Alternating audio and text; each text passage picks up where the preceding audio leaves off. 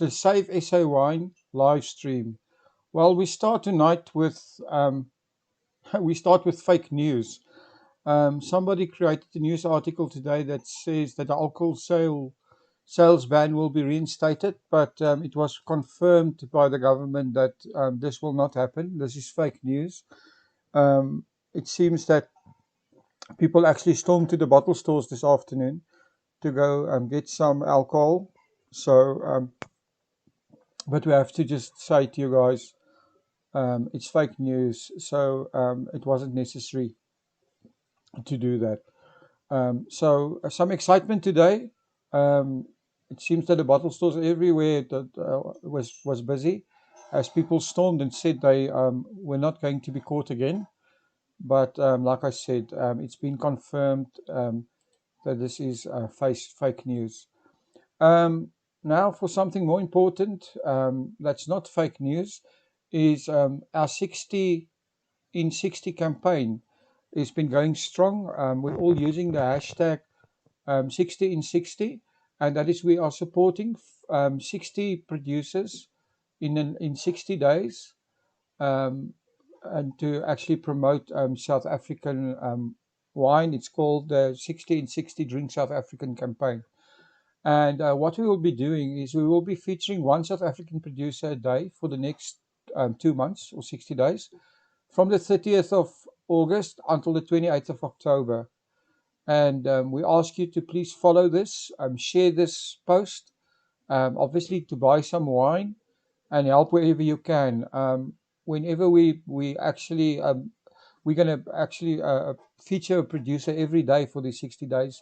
It'd be nice if you could share those posts. And obviously, if you can obviously not support all 60 producers. Well, if you can, it will be great. But if you can support some of them by buying some of their wine, it will be fantastic. But the main thing is to raise awareness. So if you can use the hashtags, hashtag 1660, hashtag Save SA Wine, and hashtag Drink South African. It's also important that everybody understands why we need your help. Um, but due to the South African prohibition, as you all know, we've been in a severe lockdown, and the alcohol business, restaurants have been closed for 5 months now. Before they could reopen, and the prohibition on the sale of alcohol. Uh, Winpro estimated that over 90% of wineries have cash flow problems and are in trouble. The entire wine industry could lose more than 50%, sorry, not 50, 15% of wineries, 12.6% of grape growers, and that means it's more than 18,000 jobs that could be lost over the next year and a half. So that is an unbelievable impact that, if we don't salvage the situation. Wine tourism has lost over 2.5 billion rand in revenue between March and July this year. And to top this all off, the wine industry is sitting on a 300 million litre surplus and a harvest that's coming soon. And this is going to all add to the challenges that the industry face. Although the domestic ban lifted on the 18th of August, it's 5 months of damage that's been done. And this is putting the nail in the coffin of many wine producers. So we're asking every single person that hears this to please use the hashtag 1660, the hashtag Save SA Wine, the hashtag Drink South African, and to support our fantastic South African wine and wine tourism industry. Um, there's a feeling that everything is back to normal because the alcohol ban has been lifted. But honestly, this is not true. We can celebrate a bit, but we cannot become complacent. We need to really up our game here and make sure we support the hashtag 60 and in 60 campaign. So thank you to everyone that's actually supporting us. Um, Talking about thanks, we just want to say a big thank you to our sponsor. Our sponsor is the Fishwives Club. The Fishwives Club still has the lockdown special going. It runs till the 31st of August, and you get 45% off on a case of Merlot and a case of Sauvignon Blanc. and this will be delivered to your door via express courier. So this is a great deal, and you probably won't ever see these prices again. Then the next thing that we need to talk about is actually our Cap Classic Day. I actually interviewed four of your large Cap Classic producers in South Africa today on your podcast, and I'm interviewing another two tomorrow. And those six interviews will all be published on Cap Classic Day, which is the 1st of September. It coincides with Spring Day. So if you have a loved one and you want to send flowers, make sure you add a bottle of Cap Classic to that, which will be a nice touch. You see, here's a bottle of the Graham Beck, which looks fantastic. It's a fantastic Cap Classic. And use the hashtag Cap Classic Day. Please post all your pictures of you drinking bubbly. If you want to find MCC producers, just go to your page bit.ly / find MCC. That's bit.ly / find MCC. And I just want to go back to our campaign, the 60 and 60 campaign. We also need you guys to go to Instagram, and the Instagram page is instagram.com / savesawine.co.za. And just please leave a comment there, and that would be very, very much appreciated. I'm going to repeat that Instagram.com / savesawine.co.za. Then I just want to again say a huge thank you to every single person in your group. We're closing in on 54,000. Oh, we're over 54,000. We're closing in on 55,000 people. And it would be fantastic if we can hit 55, but it would be even more fantastic if we could go to 100,000 people. So my appeal to you is each of you to actually invite two or three of your friends, and we'll be there in no time. So I want everybody in the group to make a renewed effort to invite new people into the group, if you can do that. Also, if you're looking for, if you're living anywhere in the world, South Africa or anywhere else, and you want to find a Winelands a producer and want to know where you can find wine online, just go to our page bit.ly / find SA wine, and you will find wine there. So tonight's featured podcast is we're talking Spice Route. Spice Route is on the way to Paul. I'm interviewing Abigail Bisogno. She's the co-owner, the sister of Charles Beck, famed winemaker, and the co-owner of the Spice Route. And it's going to be a very, very interesting interview to listen to how they do things and what's available for the public at the Spice Route. And it was actually quite a nice interview I had with her. But before I go there, just a reminder: tomorrow morning at 8 o'clock we'll be on our morning show. There's a lot of things happening, so make sure you tune in and listen to that. But now, without further ado, please listen to the podcast about the Spice Route. Welcome to About the Winelands. In this show, we will be chatting to leaders, influencers, wine producers, restaurants, and other role players. Tune in every Wednesday, Friday, and Sunday for your latest episodes. You will find us on YouTube, Facebook, Instagram TV, Spotify, Apple Podcast, and Google Podcast.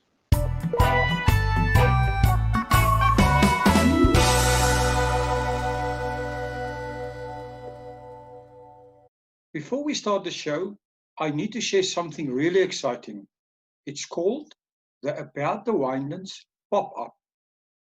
And if you want to get your customers excited about your lockdown or online specials, you need to email us right now. Email us at visitthewinelands@gmail.com and add Winelands pop-up to the subject line. Who knows? We might just make you an offer you cannot refuse. That is visitthewinelands@gmail.com. Now, on with the show. Good day, everyone, and welcome back to About the Winelands. Today I'm speaking to Abigail Bisogno. Abigail is the founder and the owner of the Spice Route in Paarl. Good day, Abigail, and welcome to About the Winelands. Hi, nice to be here. Well, it's our pleasure having you. So, Abigail, tell us a little bit about yourself, your history, and how you started the Spice Route. Okay, so just to let you know that Charles Back is my business partner and my brother in the Spice Route.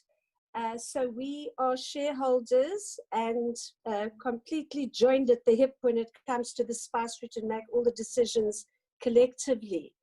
How it all came about, I grew up on Fairview Wine Estate. My parents were Beryl and Cyril Back, and half of the Back family were divided into fashion people and the other were farmers. And I decided to go the fashion route. So I spent 35 years of my life in corporate, primarily in the fashion industry, all with the Fashini Group. And until Charles twisted my arm and said to me, I was actually away overseas on holiday, and I got a call from him, and he said that Seidelberg was coming up for sale right next door to Fairview Wine Estate. And he said that a farmer only has one opportunity in his lifetime to buy the land right next door, his own farm. I think Charles has managed to do it 3 times in his life. Wow. I partnered with him in buying Seidelberg, and we then turned it into the Spice Route. Awesome. When did you start with this? When did this happen? I left the Fashini Group in 2013, and Charles had already started about the year before. But when I committed myself fully to doing the renovation and the development of the property, we really started to escalate the business and welcome all the artisans on site and renovate. And it's really been an ongoing process. We're still nowhere near where we want to be. Well, it's already become an institution. So, when a guest arrives there at the Spice Route, tell our listeners what they can experience. I think probably for me, the most important part of what the Spice Route has to offer is the magnificent views. We really think that many wine farms have got so many attributes, but not many are situated with the absolute view of Table Mountain. And one can see the sun setting at 6 o'clock, and you have a clear view on a good day of Table Mountain, which is quite a spectacular sight. Other than that, we've got wide open spaces, which I think is going to become more and more relevant as we go into this unknown future. We've got 3 restaurants, we've got wine tasting, we've got a chocolate factory, we've got CBC breweries, we've got Red Hot Glass, we've got My Gift Store, we've got Brenda's Delicatessen. So there's endless opportunity for everybody to do something that suits their palate or their lifestyle. But for me, the most important is the natural beauty of the situation and the value that it finds itself in. Yeah, I just can't believe it. It's also a family destination, right? I think that's really what we try to capitalize on. We've put a kiddies playground there as well, and I'm hoping to do more of that. It's all natural. We encourage families, we encourage the kids to run around. I particularly love to hear the sound of happy children. They're outside, they're in nature.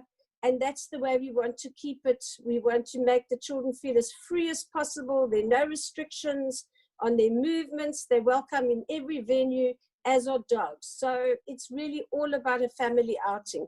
We've got magnificent trails, cycling trails, walking trails, hiking trails.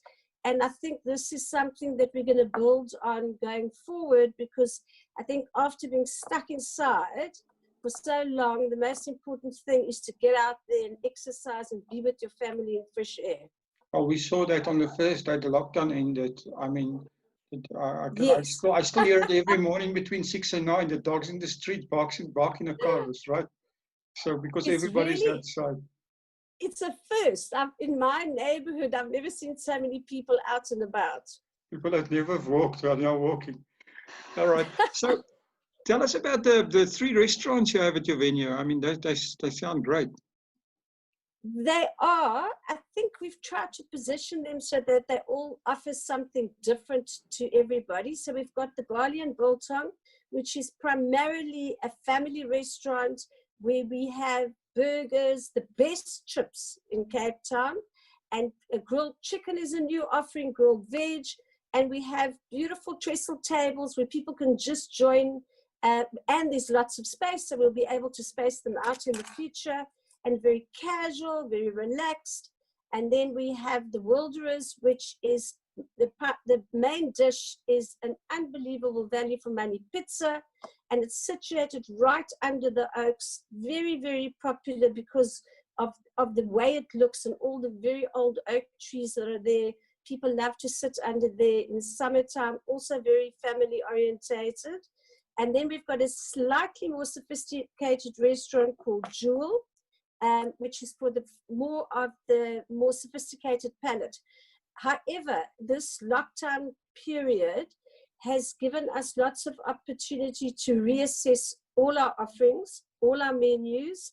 I think we're going to go even more family and encourage people to use our lawns. We have lots of lawns on the Spice Route, which we've always tried to keep pristine, but we're going to be less anal about that and allow people to spread out and have almost a slightly kind of a picnic offering going forward as well.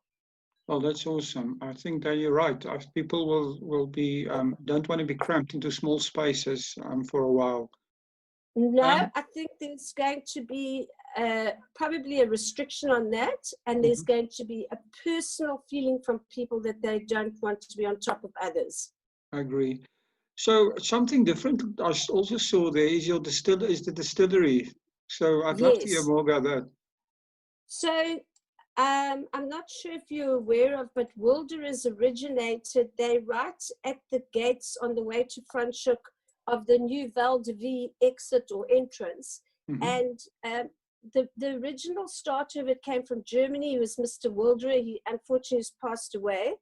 But his son, Christian, has taken up the baton, and his late father had a passion for grappa.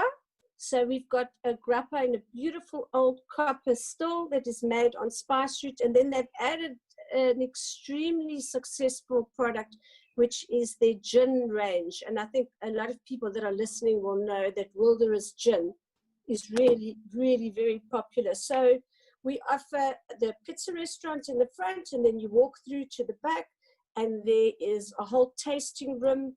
And just before lockdown, we were about to upgrade the tasting room for them as well, and try and do a slightly more family one downstairs, a private one, and upstairs enhance that. So those are all the things we're going to have to reassess again, depending on how we go forward. Okay, awesome. The other thing that you offer is a bunch of tastings there. They all look and sound awesome. And you have this tasting passport where people can, come almost taste for a year or something. Yes, you can taste with it. You don't have to do all your tastings in one go. We've got the chocolate tasting, we've got the wine tasting, we've got the ice cream tasting. So there's a lot on there, the gin tasting that we offer, and it's a fantastic corporate gift.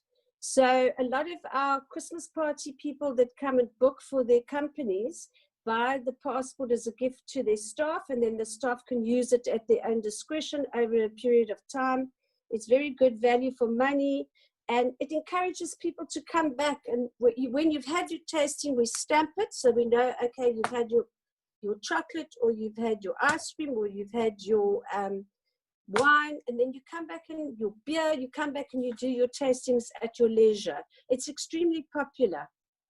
Well, that's awesome. I mean, what a great idea for gifts for your staff, right? So, talking about that, I see you do a lot of advertising for year-end functions and stuff like that. Yes, Do you offer any yes. other functions or events?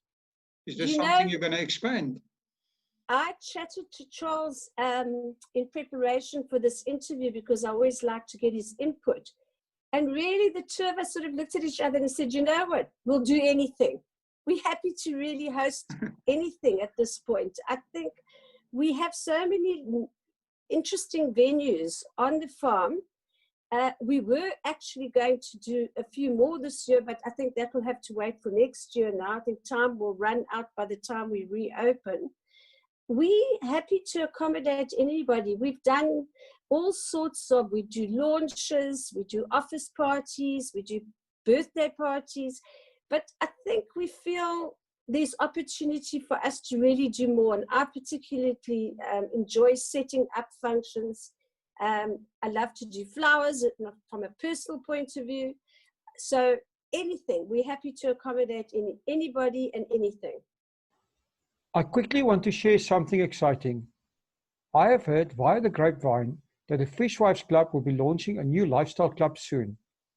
If you have not heard of the Fishwives Club yet, just know that you are probably missing out on the sexiest wine label out there. To stay in the loop, please quickly go and follow them on Instagram. The Instagram handle is at the Fishwives Club Lifestyle. Let me repeat that, at the Fishwives Club Lifestyle. Now, on with the show. Well, I think you're touching on this all the time, but the coronavirus has forced all of us to rethink our business models, right? So what other new ideas have you got in mind besides, just, do you have anything new that we can expect Yes. from? Oh, tell us. Yeah, I'd love to hear. I think we've got, well, I'm not going to disclose what was on plan. We had some really interesting things before, which was basically looking at more children's activities, but I'm not quite sure where our partners stand on that, but they were extremely exciting. I think how we're feeling at the moment is that we want to integrate a lot of our business together and make them more powerful as a team. So encourage a lot of pairing with our wine now. So encourage maybe the restaurant Jewel to help with more charcuterie platters, come up with some interesting dishes to go with interesting wines.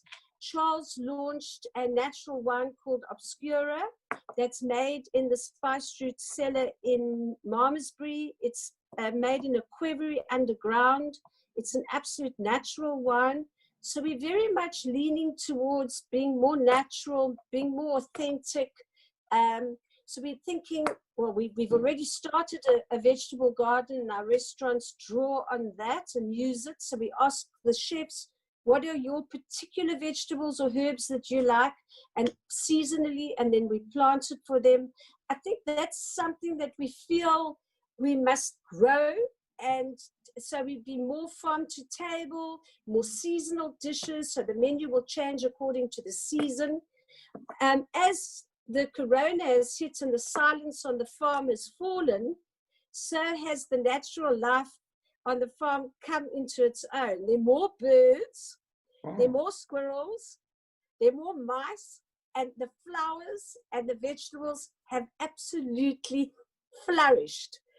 I mean, it's just been the most amazing thing to see. As deathly quiet, the earth has really started to move in the silence. So we had this abundance of vegetables that nobody was using. We gave the farm laborers the first choice. They weren't crazy about aubergine or beetroot. So what we've been doing with the excess vegetables from the farm, I have gone through and picked up every week crates of fresh vegetables and delivered it to Ladles of Love, which is an organization in Cape Town that cooks for the homeless. I think they started with 2,000 meals a week. They're now in excess of 30,000 meals a week.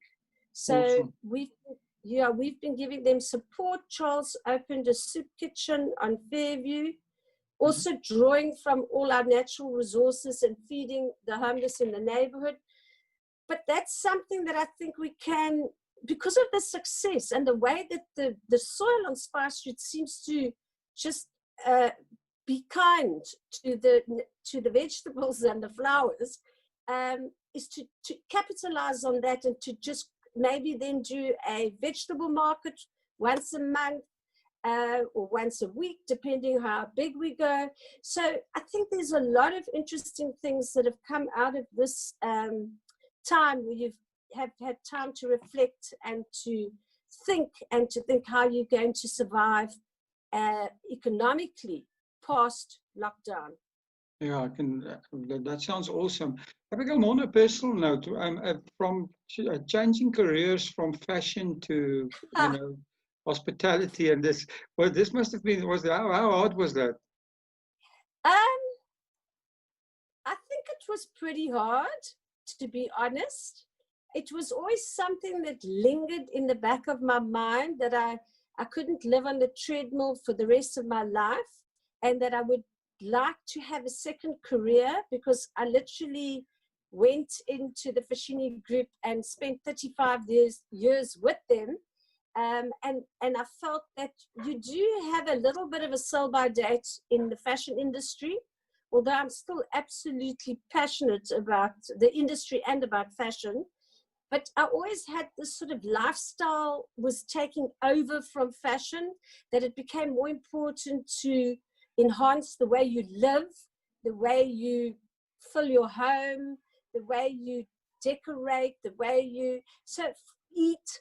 So for me, that was always something that was at the back of my mind. So I think this has afforded me the opportunity to follow a direction that I'm equally passionate about, but to sort of go from being a clock watcher, treadmill, running all the time, to a slightly more kinder pace took a bit of adjusting. I can believe that. In terms of how did you come up with the idea for the spice route? Where did that come from? I think that was, I've got to give Charles the credit for that.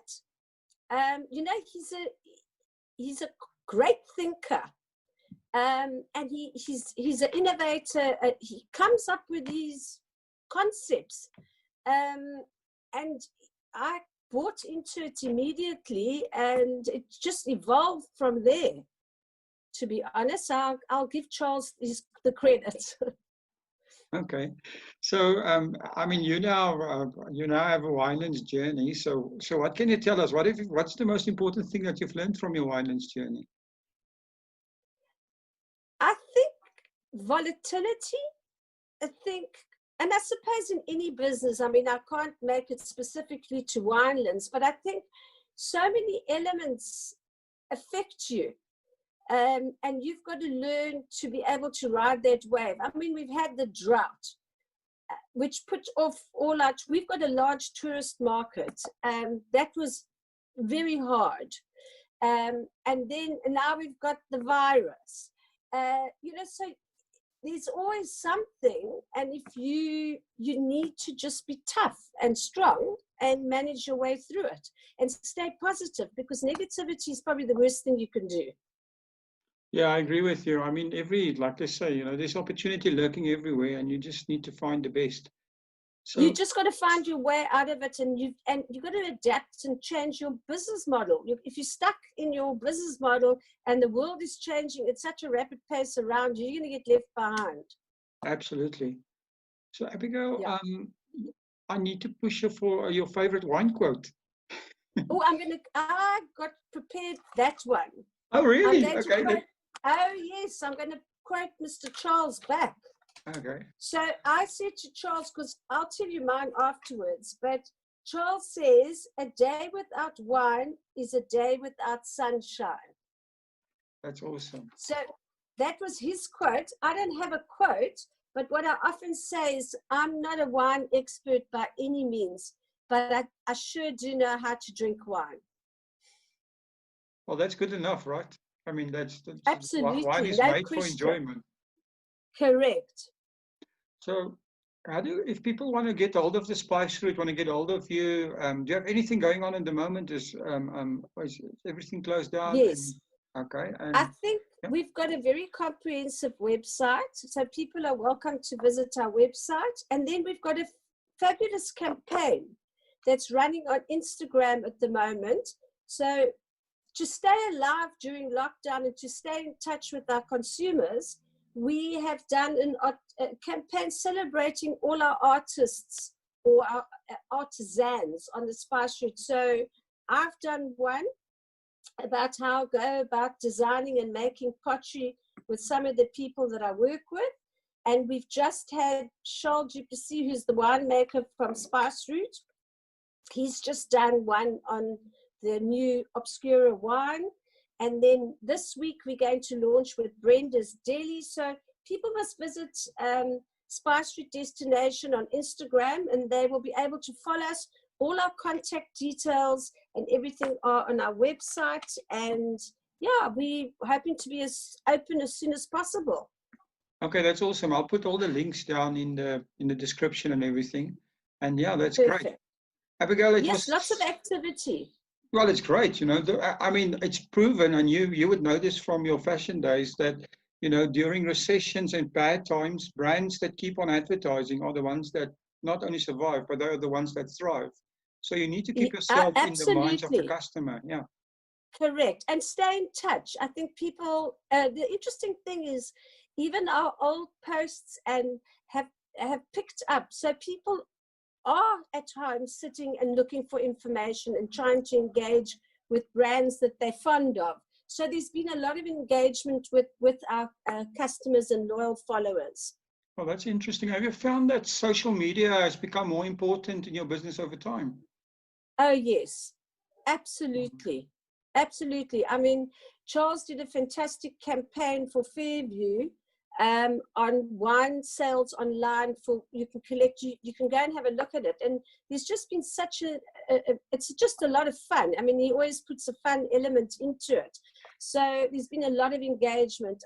It's been very important during lockdown. I love their April Fool's campaigns over the years. I don't know, it's been so good, right? I was one of the fools. Oh, my word. Abigail, it's been such a pleasure talking to you, and good luck with everything. And thank you for spending the time. We really appreciate it. Well, I hope you're going to come and visit when we're allowed to have a glass of wine on the lawn. Absolutely. I won't miss it for the world. I wanted to see that I'll hold you to that. Good. Thank you. Thank you so much. Thank you for supporting our show. If you would like to get more exposure for your business, please have a look at our sponsorship options. Thanks again for supporting About the Winelands. Please follow us on YouTube and on our social media channels. All details and links are in the description.